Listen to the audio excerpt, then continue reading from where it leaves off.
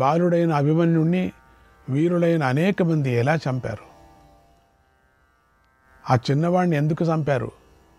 ఇది ఇప్పుడు నాకెందుకో యుద్ధం చేయకపోయింటే బాగుండేమో ఇప్పుడు అనిపిస్తుందట. సగమంతా అయిన తర్వాత ఇంకేమో అయిపోయి వచ్చింది మంగళం, ఇప్పుడు అనిపిస్తుంది చేయకపోయింటే బాగుండు అని.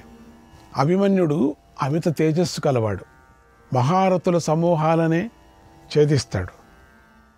అతడు రణభూమిలో ఎలా యుద్ధం చేశాడో నాకు చెప్పు అని అడిగాడు. అప్పుడు సంజయుడు ఇలా చెప్పాడు, ఓ రాజా, నువ్వు అడిగిన అభిమన్యుడి వీరమరణం గురించి పూర్తిగా చెబుతాను. ఆ వీరగాథను నిశ్చలమైన మనస్సుతో విను. అభిమన్యుడు నీ వారి నిర్మించిన వ్యూహాన్ని ఛేదించాలని ఘోరమైన యుద్ధం చేశాడు. కష్టసాధ్యమైన వీరులను కూడా బాగా పీడించాడు. అడవిలో దావాగ్ని చుట్టుముట్టినప్పుడు అడవిలో బ్రతికే వారి దుస్థితి దుర్భరం కదా, అలాంటి దుస్థితే నీ వారిని కలిగింది. అభిమన్యుడి వల్ల నీ వారికి తీవ్ర భయం కలిగింది అన్నాడు సంజయుడు. శ్రీకృష్ణాయ పరమాత్మనే నమః. 34వ అధ్యాయం.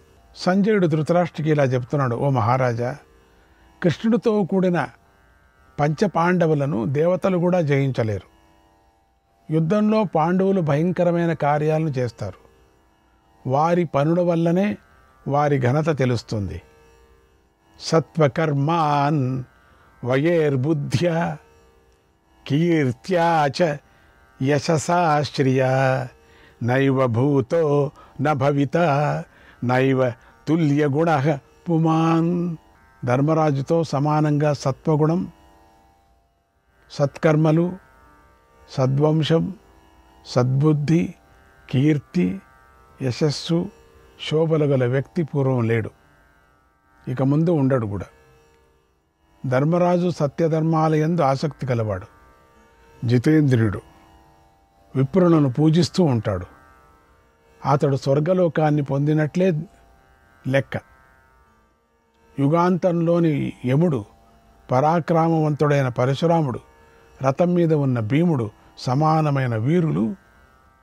అర్జునుడు చేసిన ప్రతిజ్ఞను నిర్వహించటంలో సమర్థుడు.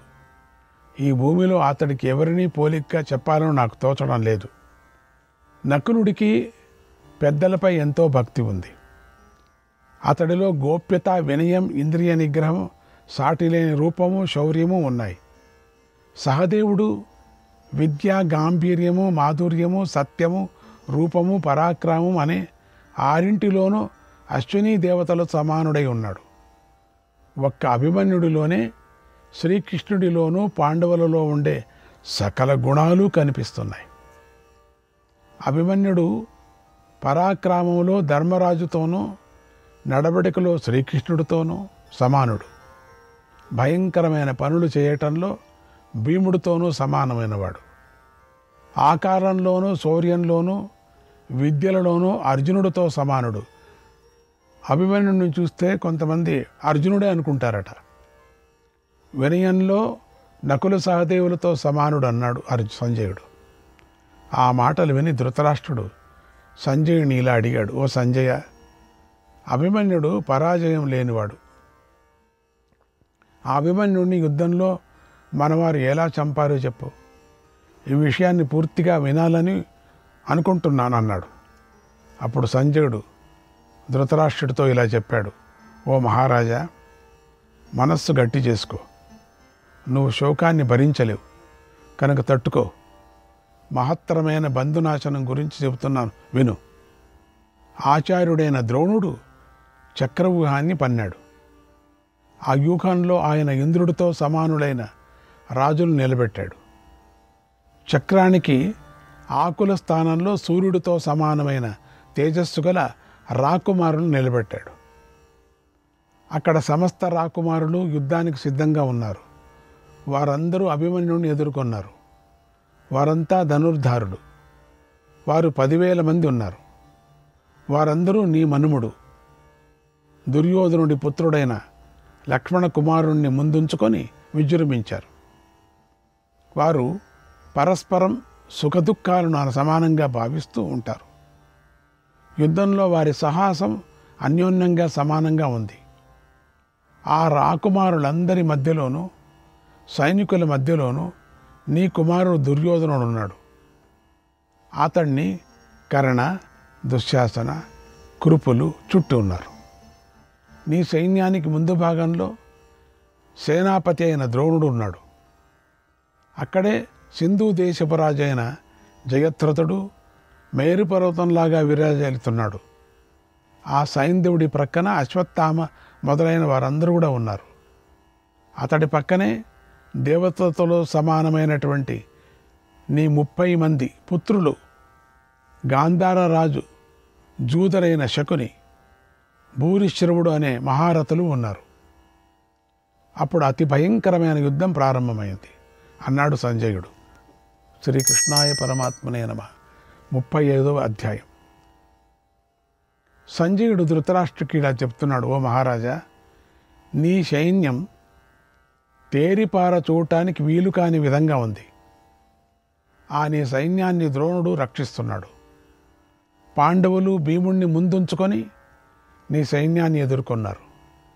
సాత్యకి, చేకితానుడు, దృష్టద్యుమ్నుడు, కుంతీభోజుడు మొదలైన వీరులు ద్రోణుని ఎదిరించారు. ద్రుపదుడు, అభిమన్యుడు, క్షత్రధర్ముడు, బృహత్ క్షత్రుడు, దుష్టకేతువు మొదలైన వీరులు ద్రోణుడికి ఎదురు వెళ్ళారు. మరోవైపు నుంచి నకుల సహదేవులు, ఘటోత్కజుడు, యుధామ్నుడు, శిఖండి, ఉత్తమజుడు ద్రోణుడి మీద విరుచుకొని పడ్డారు. విరాటుడు, ఉపపాండవులు, శిశుపాలుడి పుత్రుడు దృష్టకేతువు, కేకేయ రాజకుమారులు ద్రోణుడి మీదకు దాడి చేశారు. వేల కొద్ది సృంజయ వీరులు, అస్త్రవిద్య తెలిసిన వారు తమ దళాలతో కలిసి అక్కడికి వచ్చారు. ఇలా ఒక్కసారిగా అందరూ కలిసి ద్రోణుడి మీద విజృంభించారు. అప్పుడు ద్రోణుడు ఏమాత్రమూ భయపడలేదు. తనకు దగ్గరగా ఉన్న వారిపై బాణవర్షం కురిపించాడు. ద్రోణుడి బాణాల దెబ్బలు తిని పాండవ పక్షంలోని వీరులు, సృంజయులు, పాంచాలురు కదల్లేకపోయారు. అప్పుడు ద్రోణుడి భుజబలం ఎంతటితో మాకు అర్థమైపోయింది. అది అద్భుతంగా కనిపించింది. ద్రోణుడు తీవ్రమైన కోపంతో ముందుకు వస్తున్నాడు. ఆయన్ను చూసి ధర్మరాజు ఈయనను ఎలా ఎదుర్కోవాలి అని ఆలోచించాడు. అప్పుడు ధర్మరాజుకు అభిమన్యుడు గుర్తుకొచ్చాడు. గురువు గారిని ఎదుర్కొనే భారాన్ని అభిమన్యుడికి అప్పగించాడు. వాసుదేవాదనవరం ఫాల్గునాచ్చామి తౌజసం అబ్రవీత్ పరవీరఘ్నం అబ్రవీత్ పరవీరఘ్నం అభిమన్యుమిదం వచః అభిమన్యుమిదం వచః. అభిమన్యుడు శ్రీకృష్ణుడి కంటే తక్కువ కాని పరాక్రమం కలవాడు. అర్జునుడి కంటే గొప్ప తేజస్వి శత్రునాశకుడు. ఆ అభిమన్యుడితో ధర్మరాజు ఇలా అన్నాడు, నాయన, ఈ ద్రోణాచార్యుడు చక్రవ్యూహం పన్నాడు. దీనిని ఎలా ఛేదించాలో మాకు తెలియటం లేదు. అర్జునుడు వచ్చి మమ్మల్ని నిందించకుండా ఉండే విధంగా నువ్వు ఇప్పుడు పని చేయాలి. ఈ చక్రవ్యూహాన్ని నువ్వు కానీ, అర్జునుడు కానీ, శ్రీకృష్ణుడు కానీ, ప్రద్యుమ్నుడు కానీ మాత్రమే ఛేదించగలరు. మీకే ఆ శక్తి ఉంది. ఇక 5వ వాడు ఎవడూ దీన్ని ఛేదించలేడు. నాయన అభిమన్యు, నీ నుంచి నేను ఈ వరాన్ని కోరుతున్నాను. దీన్ని నువ్వు నీ పెదతండ్రి, పినతండ్రులకు, మేనమామలకు, సకల సైన్యాలకు ప్రసాదించు. లేకపోతే అర్జునుడు వచ్చి మనందరినీ నిందిస్తాడు. కనుక త్వరగా ఆయుధం పట్టుకో, ద్రోణ సైన్యాన్ని సంహరించు అన్నాడు. అప్పుడు అభిమన్యుడు ఇలా అన్నాడు, ఓ పెద్ద తండ్రి, ఈ యుద్ధంలో ద్రోణ సైన్యం దృఢంగా ఉంది, భయంకరంగా ఉంది. దీన్ని నేను తప్పకుండా జయిస్తాను. తండ్రుల కోసం జయాన్ని కోరుకుంటున్నాను. ఆలస్యం చేయకుండా లోపలికి వెళతాను. నా తండ్రి నాకు చక్రవ్యూహాన్ని ఛేదించే ఉపాయాన్ని చెప్పాడు. ఒకవేళ ఏదైనా ఆపద కలిగితే మాత్రం నేను అందులోంచి బయటికి రాలేను అన్నాడు. అప్పుడు ధర్మరాజు ఇలా అన్నాడు, ఓ వీరా, ముందు నువ్వు చక్రవ్యూహ సైన్యాన్ని ఛేదించు, మాకు దారిని ఏర్పరచు. మేము నువ్వు వెళ్ళే త్రోవలోనే నీ వెంటే మేము వస్తాం. యుద్ధంలో నువ్వు అర్జునుడితో సమానుడు అని మేము భావిస్తూ ఉంటాము. మా చూపంతా నీ మీదనే ఉంచుతాం. అన్ని వైపుల నుంచి నిన్ను రక్షిస్తూ వస్తామన్నాడు. అప్పుడు భీముడు ఇలా అన్నాడు, నాయనా, నేను నీ వెంటే ఉంటాను, నీతోనే వస్తాను. అలాగే దృష్టద్యుమ్నుడు, సాత్యకి, పాంచాలురు, కేకేయులు, మత్స్యవంశీయులు, ప్రభద్రకులు అందరూ వస్తారు. ఒక్కసారి నువ్వు అక్కడక్కడ వ్యూహం ఛేదిస్తే చాలు, మేము ఉత్తమోత్తమైన వీరులను సంహరిస్తాం, చక్రవ్యూహాన్ని ధ్వంసం చేసేస్తామన్నారు. ఈ చక్రవ్యూహాన్ని పద్మవ్యూహాన్ని తెలుగు భారతం చెబుతోంది అని గమనించాలి. ఈ చక్రవ్యూహాన్ని పద్మవ్యూహం అని కూడా అంటారు. పర్వాలేదు. ఆ మాటలు విని అభిమన్యుడు ఇలా అన్నాడు, తండ్రి, సందేహించకండి, నేను ఈ చక్రవ్యూహంలోకి ప్రవేశిస్తాను. తత్ కర్మాద్య కరిష్యామి హితం యద్ వంశయోర్ధ్వయోః మాతులస్య చ యత్ ప్రీతిం కరిష్యతి పితుచ్చ మే. పాండవ, యాదవ వంశాలు రెండింటికి మేలు చేసే వీర కార్యాన్ని నేను ఈరోజు చేస్తాను. అది నా మేనమామైన శ్రీకృష్ణుడికి, తండ్రి అయిన అర్జునుడికి ఎంతో సంతోషాన్ని కలిగిస్తుంది. ఇప్పుడు నేను చిన్నవాడినైనా ఈరోజు నేనొక్కడనే గుంపులు గుంపులుగా ఉన్న శత్రు సైన్యాన్ని నాశనం చేస్తాను. ఈ దృశ్యాన్ని సకల ప్రాణులు చూస్తారు. నాగం పార్థేన జాతః స్యాం, నాగం పార్థేన జాతః స్యాం, నచ జాతః సుభద్రయా, నచ జాతః సుభద్రయా, యది మే సంయుగే కచ్చిత్, యది మే సంయుగే కచ్చిత్ జీవితో నాద్య ముచ్యతే, జీవితో నాద్య ముచ్యతే. యుద్ధంలో నన్ను ఎదుర్కొన్న వాడిని ప్రాణాలతో కనుక వదిలేస్తే నేను సుభద్ర అర్జునులకు పుట్టినవాడినే కాదు, నేనొక్కడినే రతికుడినై క్షత్రియులందరినీ 8 ముక్కలుగా చేస్తాను. ఒకవేళ చెయ్యకపోతే నేను అర్జునుడికి పుత్రుడునే కాదు అని గర్జించాడు. ఆ మాటలు విని ధర్మరాజు ఇలా అన్నాడు, ఓ అభిమన్యు, ద్రోణుడి సైన్యం సమీపించటానికి వీలు కాకుండా ఉంది. దానిని ఛేదించటానికి నువ్వు ఉత్సాహపడుతున్నావు. నీ బలం వృద్ధి చెందుగాక. సాధ్యులు, రుద్రులు, మరుత్తులతో సమానమైన వారు ద్రోణసేనను రక్షిస్తున్నారు.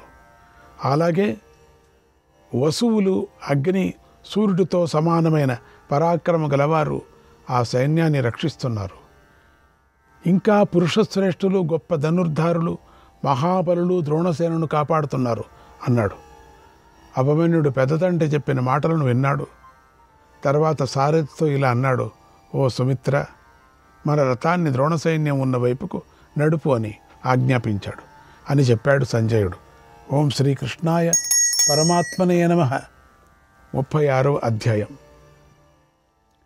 సంజయుడు ధృతరాష్ట్రుడికి ఇలా చెప్పాడు, ఓ మహారాజా, ధర్మరాజు చెప్పిన మాటలను అభిమన్యుడు బాగా విని గుర్తుపెట్టుకున్నాడు.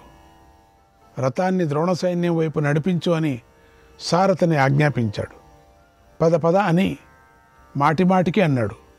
అప్పుడు సూతుడు అభిమన్యుడితో ఇలా అన్నాడు, ఓ ఆయుష్మంతుడా, పాండవులు నీ మీద పెద్ద భారాన్ని పెట్టారు.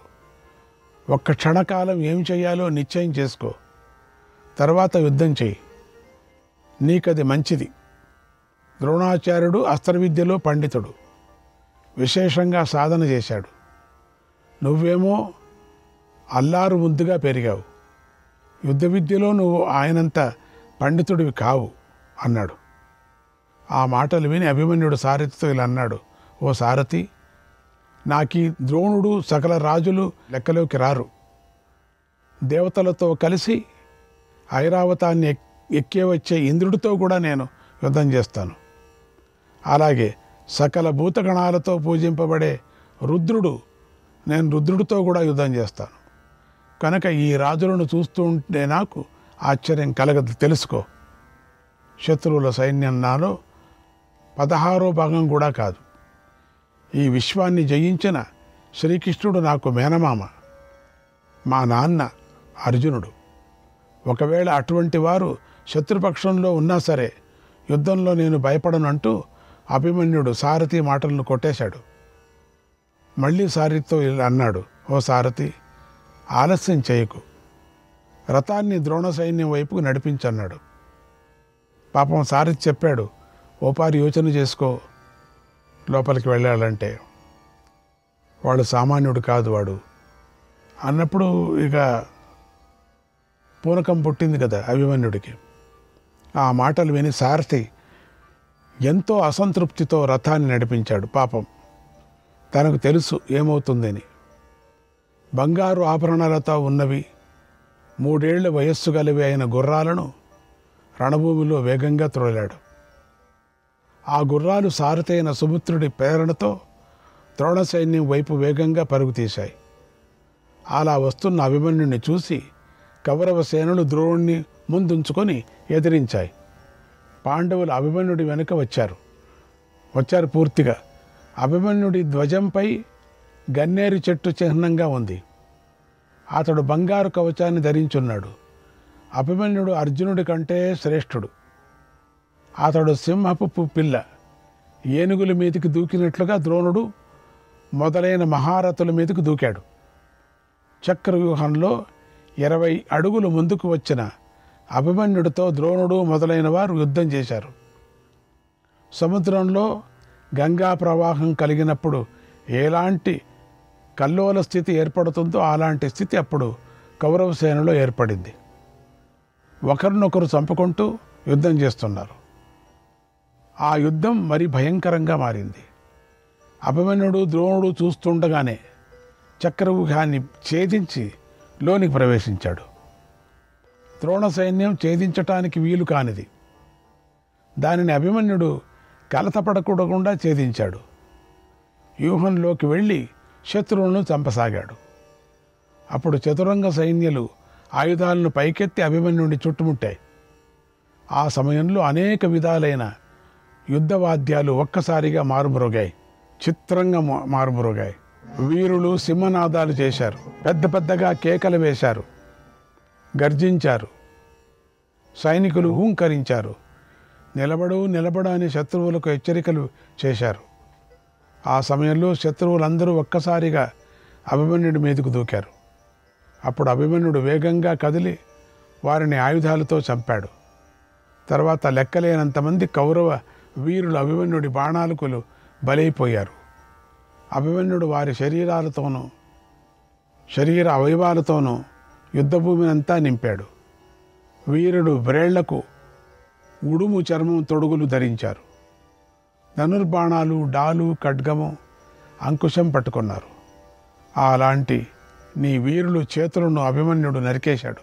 కౌరవ సైనికులు పగ్గాలు, తోమరాలు, పరశ్వాధాలు, గదలు, ఇనుప గుళ్ళు, ప్రాసాయుధాలు ధరించారు. శ్రీకృష్ణాయ పరమాత్మనే నమః.